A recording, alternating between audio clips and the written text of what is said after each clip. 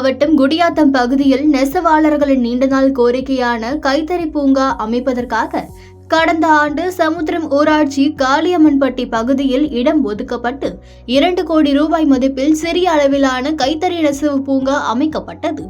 இதனை நேற்று நீர்வளத்துறை அமைச்சர் துரைமுருகன் மற்றும் கைத்தறி மற்றும் துணிநூல் அமைச்சர் ஆர் காந்தி ஆகியோர் ரிப்பன் வெட்டி திறந்து வைத்தனர்.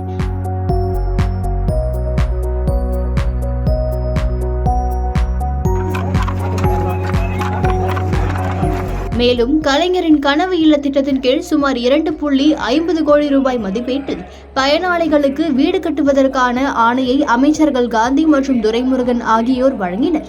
முன்னதாக இந்த நிகழ்ச்சி ஆரம்பிப்பதற்கு முன் திறப்பு விழா கல்வெட்டில் தனது பெயர் இல்லை என கூறி KV குப்பம் தொகுதி MLA ஜெகன்மூர்த்தி நிகழ்ச்சி தொடங்குவதற்கு முன்பே நிகழ்ச்சியை புறக்கணித்துவிட்டு சென்றது குறிப்பிடத்தக்கது.